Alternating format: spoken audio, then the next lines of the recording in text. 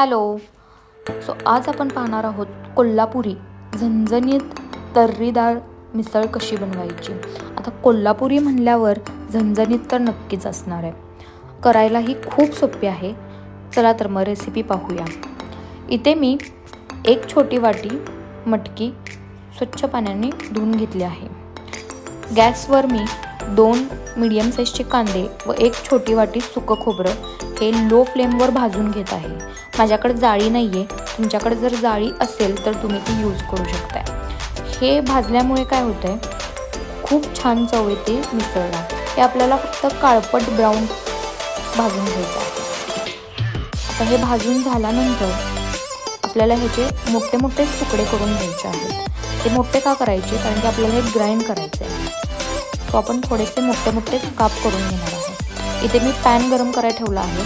त्यामध्ये 1 चमचा धने, खडा मसाल्यामध्ये 2 लवंग, 2 मिरी व 2 दालचिनीचे तुकडे घेतले आहेत. यामध्ये 2 बेडगी मिरची घेतली आहे व 1 चमचा जिरे व 1 चमचा तीळ. हे अगदी लो फ्लेमवर आपल्याला फक्त भाजून घ्यायचं आहे. ह्यानी चव खूप छान येते. हा मसाला मेन मसाला आहे मिसळचा. तर आपल्याला मिक्सरच्या भांड्यामध्ये सुकं खोबरं, 4 ते 5 लसणाच्या पाकळ्या, 2 तुकडे आल्याचे व भाजून घेतलेला सगळा खडा मसाला ॲड करायचा आहे. आता यामध्ये भाजून घेतलेला कांदा आपण ॲड करणार आहोत. आता ह्याची आपल्याला बारीक पेस्ट करून घ्यायची आहे. इथे मी बारीक पेस्ट करून घेतली आहे. तुम्ही पाहू शकता अगदी बारीक पेस्ट करून घेतलेली आहे. कढई तापवून घेतलेली आहे. त्यामध्ये तेल 4 ते 5 चमचे ॲड केले आहे. तेल थोडंसं जास्त ॲड करायचं तर्रीसाठी. त्यामध्ये एक मीडियम साईजचा बारीक कट करून घेतलेला कांदा ॲड केलेला आहे. तो व्यवस्थित भाजून घ्यायचा. त्यामध्ये 1 छोटा चमचा हिंग घालून घ्यायचा व 1 छोटा चमचा हळद. हे व्यवस्थित भाजून घ्यायचं व यामध्ये आपण बनवून घेतलेला मसाला ॲड करायचा. मसाला अगदी तेल सुटेपर्यंत व्यवस्थित भाजून घ्यायचा आहे.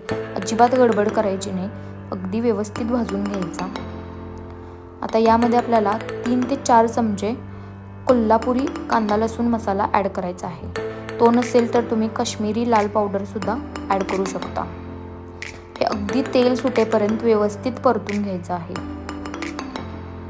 आता यामध्ये भिजवून घेतलेली मटकी ॲड करून घ्यायची व ती व्यवस्थित भाजून घ्यायची आहे, जेणेकरून सगळा मसाला मटकीला लागला पाहिजे. अगदी व्यवस्थित मिक्स करून घ्यायचे आहे. आता यामध्ये मी दुसऱ्या साईडला गरम पाणी करून ठेवलं होतं. आपण गरम पाणीच ॲड करायचं, जेणेकरून मिसळला तर्री एकदम छान होते. इथं मी उकळलेलं पाणी ॲड केलेलं आहे. जवळपास मी 1 ते 1.5 ग्लास पाणी ॲड केलेलं आहे. चवीनुसार मीठ ॲड करायचं आणि त्याच्यावर आता प्लेट झाकून 10 ते 15 मिनिट शिजवून घ्यायचं. आपण पाहू शकता 10 ते 15 मिनिटानंतर आपल्या मिसळला एकदम छान तर्री आलेली आहे. त्यामध्ये थोडीशी कोथिंबीर घालायची आणि आपली मिसळ तयार आहे.